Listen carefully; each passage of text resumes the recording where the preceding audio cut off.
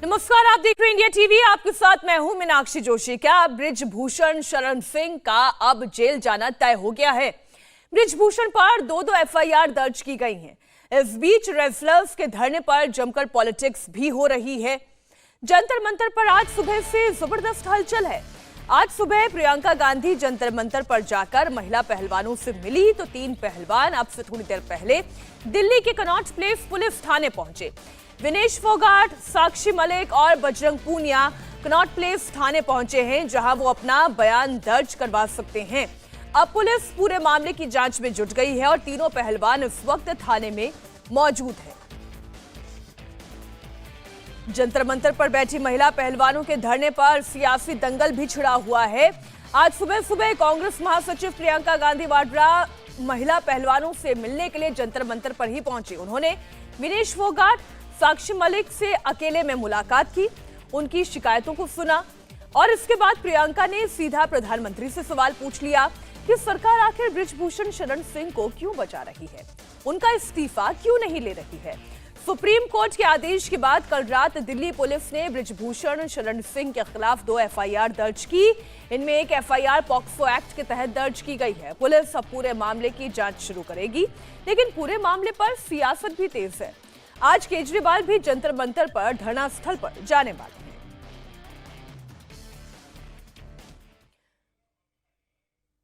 तो जंतर मंतर पर यह प्रदर्शन लगातार पहलवानों का जारी है।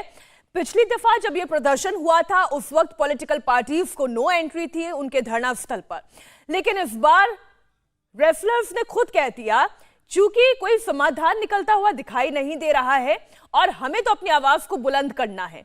इस बार चाहे कोई पॉलिटिकल पार्टी हमारे साथ जुड़ना चाहे, इस बार चाहे खाप हमारे साथ जुड़ना चाहे या कोई इंडिविजुअल हमारे साथ आकर हमारी आवाज को और बल देना चाहे, हम उसका स्वागत करते हैं। और इसी कड़ी में अब आप देख सकते हैं कि तमाम पॉलिटिकल पार्टीज के पहुंचने का सिलसिला भी शुरू हो गया है। फिर चाहे सौरभ भारद्वाज पहुंचे हों, आतिशी पहुंची हों या आज अरविंद केजरीवाल पहुंचने वाले हों या फिर सुबह सुबह प्रियंका गांधी पहुंची हों। आपको पहले सुनवाते हैं महिला पहलवानों से मुलाकात करने के बाद प्रियंका गांधी ने क्या क्या आरोप लगाए। एफआईआर अगर दर्ज हुए हैं तो उसकी कॉपी नहीं मिली है किसी को नहीं मालूम अभी तक कि उस एफआईआर में क्या है, कौन सी धाराएं कौन सी नहीं है। जब ये लड़कियां मेडल जीत के आती हैं तो हम सब ट्वीट करते हैं, सब कहते हैं कि हमारा गर्व है। सारे जितने भी नेता हैं हम इंक्लूडेड इसमें, हम सब कहते हैं कि ये सबसे बड़ी बात है, देश के लिए अच्छा है, ये है, इन्होंने देश का गर्व सम्मान रखा है। और आज जब सड़क पे बैठी हुई हैं, जब कह रही है कि हमारी बात सुन लीजिए, हमारे साथ गलत हुआ है, तो कोई सुनने को तैयार नहीं। सीधी सी बात है, इतने जो सीरियस एलिगेशंस हैं और इस वक्त सीधी तस्वीरें गोंडा से बृजभूषण शरण सिंह प्रेस कॉन्फ्रेंस कर रहे हैं। अरे आप शुरू करो। रोल। मुझे सुप्रीम कोर्ट पर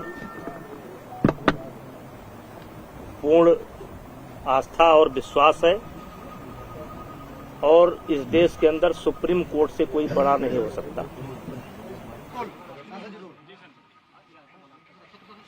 मुझे सुप्रीम कोर्ट पर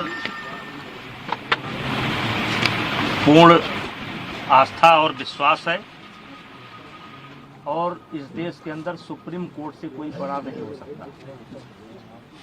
और सुप्रीम कोर्ट ने के सामने कल एफआईआर करने की बात आई है और अभी यद्यप एफआईआर की कॉपी मेरे पास नहीं है, लेकिन एफआईआर हो ही गई होगी और उसमें मुझे कुछ गलत प्रतीत नहीं होता है।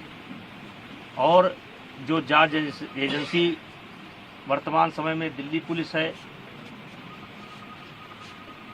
उस पर भी मुझे पूरा भरोसा है। मुझे किसी प्रकार से कोई शिकायत नहीं है और मैं पूरी तरह से निर्दोष हूं और इन आरोपों का सामना करने के लिए तैयार हूं। जांच एजेंसी जहां भी उचित समझेगी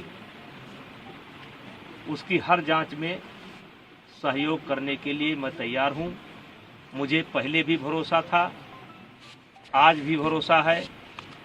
सुप्रीम कोर्ट से ऊपर इस देश के अंदर कोई नहीं हो सकता है और सुप्रीम कोर्ट का आदेश सर्वमान्य है और मुझे या मेरे समर्थकों को ये आदेश सर्वमान्य है और मुझे जांच एजेंसी पर भी पूरा भरोसा है और मुझे और मेरे समर्थकों को न्याय मिलेगा, क्योंकि लगातार कई महीने से गाली पर गाली, गाली पर गाली, गाली पर गाली, आरोप पर आरोप, आरोप पर आरोप, इससे हमें भी कष्ट होता है, हमारे परिवार को भी कष्ट होता है, हमारे समर्थकों को भी कष्ट होता है। लेकिन हम चाहेंगे कि निष्पक्ष जांच जो सुप्रीम कोर्ट के आदेशानुसार दिल्ली पुलिस कर रही है वो करें और शीघ्र ही मेरा एक शब्द है कि शीघ्र ही जल्द से जल्द ये जांच पूरी करके जो भी कार्रवाई बनती हो उसे करना चाहिए। पॉस्को जैसे गंभीर आरोप की चर्चा हो रही है, क्या कहेंगे? देखिए, मुझे न्यायपालिका पर भरोसा है, जांच पर भरोसा है, देश के अंदर जो न्याय देने की प्रक्रिया है उस पर भरोसा है। अलग से मुझे कुछ नहीं कहना है। फेडरेशन के अध्यक्ष के तौर पर सांसद जी आपसे लोग बोल रहे हैं कि अगर आप इस्तीफा दे देंगे तो एक सही जांच हो जाएगी, इस पर आपका क्या कहना है? नहीं, फेडरेशन का कोई रोल नहीं है, फेडरेशन का कोई रोल नहीं है और इन लोगों की डिमांड लगातार बदलती है। अगर इनके पुराने बयानों को आप सुनेंगे तो ये जनवरी में इनकी मांग निकल करके आई थी कि अपने पद से इस्तीफा दें। मैंने उस समय कहा था कि पद से इस्तीफा देने का मतलब है कि मैंने इनके आरोपों को स्वीकार कर लिया। मेरा कार्यकाल लगभग पूरा हो चुका है, जब तक नई बॉडी नहीं बन जाती है और अभी सरकार ने आईओ की एक कमेटी गठित की है, 3 लोगों की कमेटी गठित की है, जिसमें एक कोई हाई कोर्ट का जज होगा या सुप्रीम कोर्ट का जज होगा। उनकी देखरेख में 45 दिनों के अंदर चुनाव संपन्न होना है। चुनाव संपन्न होते ही मेरा कार्यकाल स्वतः समाप्त हो जाएगा। इस्तीफा कोई इतनी बड़ी चीज नहीं है, लेकिन अपराधी बनकर नहीं, अपराधी बनकर के नहीं, मैं अपराधी नहीं हूँ। और इनकी डिमांड लगातार बदल रही है। अगर इनके बयान को आप सुनेंगे तो लगातार ये देखेंगे कि ये हर रोज एक नया मुद्दा लेकर के आ जाते हैं। इन्हीं के कहने पर जांच कमेटी बनी, इन्हीं के कहने पर एक व्यक्ति ऐसा है जिसको जांच कमेटी में शामिल नहीं होना चाहिए था, उसको भी सरकार ने शामिल किया। मुझे आपत्ति करनी चाहिए थी, मैंने कोई आपत्ति नहीं की। जांच कमेटी की रिपोर्ट लगातार इनके पास पहुंच रही थी। कौन कौन खिलाड़ी क्या क्या बोला, लगातार डे बाई डे इनके पास पहुंच रही थी।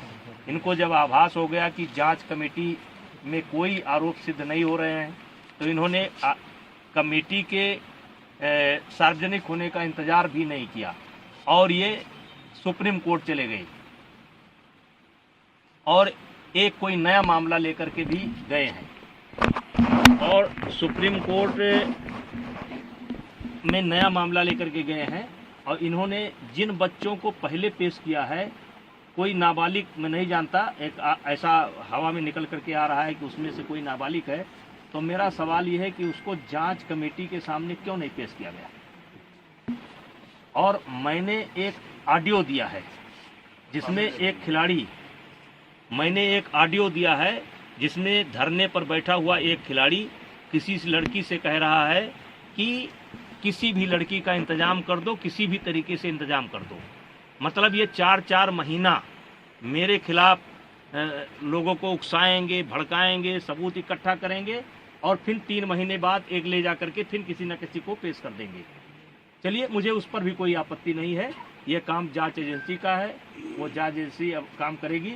लेकिन हमने तो लगातार सरकार के फैसले का सम्मान किया और ये लगातार इसका उल्लंघन कर रहे हैं। रोज रोज ये नई डिमांड लेकर के आ जा रहे हैं। अब जांच एजेंसी की रिपोर्ट सार्वजनिक होने का इनको इंतजार करना चाहिए। फिर ये धरने पर बैठ गए। अब धरने पर बैठ गए पहले इनकी मांग थी एफआईआर की जाए, चलिए भाई इनकी मांग स्वीकार हो गई, अब एफआईआर हो गई। अब इनको चाहिए, अब कहते हैं कि जेल के अंदर होना चाहिए, सारे पदों से इस्तीफा देना चाहिए।